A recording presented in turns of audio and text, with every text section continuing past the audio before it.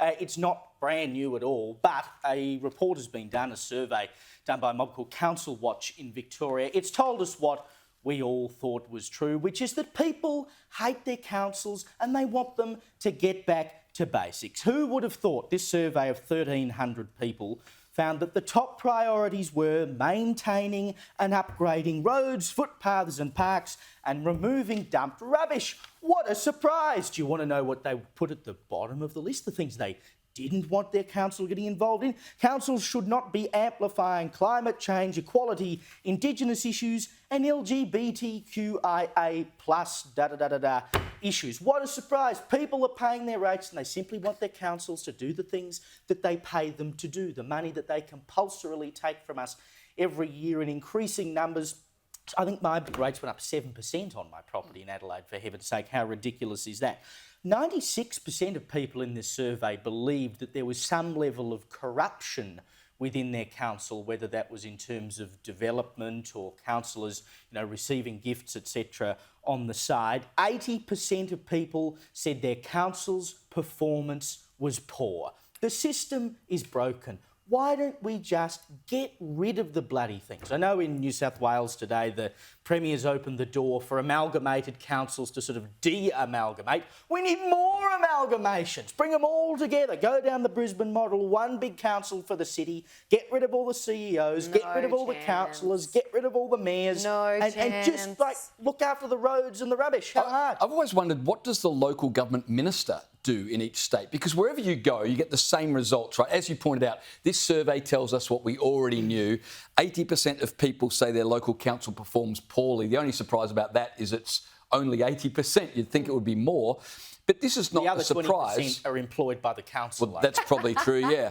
And so why don't local government ministers act and clamp down on these councils that are misappropriating money or that are allowing basic services to be... Why are you smirking at me, Liz? Because I'm being too idealistic again. I'm so tired of people acting shocked when government on every level is not remotely staying within their lanes, is not remotely pushing agendas that is congruent with what the very people who elected them want. Why are they doing that? Because they have their own agenda to push. These councillors know that being pro-Palestinian has nothing to do with roads, rates, rubbish, flying a rainbow flag, getting involved in the Voice campaign has nothing to do with your job. And yet, one by one, we saw them fall like dominoes, not just last year with regards to the Voice, but all these different issues. They are all pushing the same agenda. They are all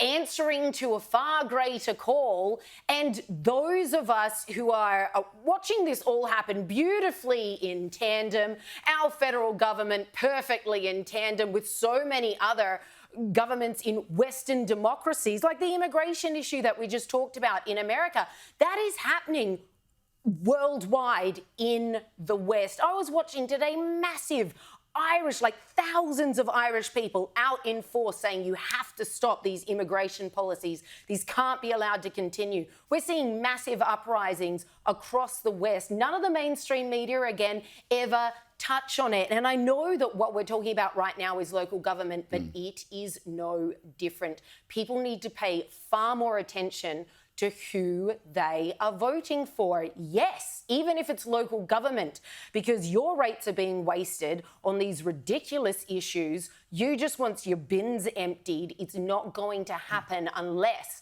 we, as citizens, take a lot more responsibility for who gets into our halls of power. So it's all deliberate, and it's just going to keep on happening until people actually apply themselves at the ballot box and do due diligence, unlike currently the vast majority of Aussies who do it because, well, don't want to get a fine, but they haven't done any homework on who their local members are, what the policies are that they represent. And we're seeing this time and time again. Democracy only works unless at least 1/3 of the population knows what the heck they're actually doing when they go to vote. After that, it's just pandemonium because it's not a meritocracy at all. And so many of the councillors we end up with are just like glorified busybodies, basically. They're the They're people activists, aren't they? who peer over the neighbour's fence to complain about the fact they haven't got a fence around the pool or whatever it is, and that person's got 3 blades of grass that are too high, right?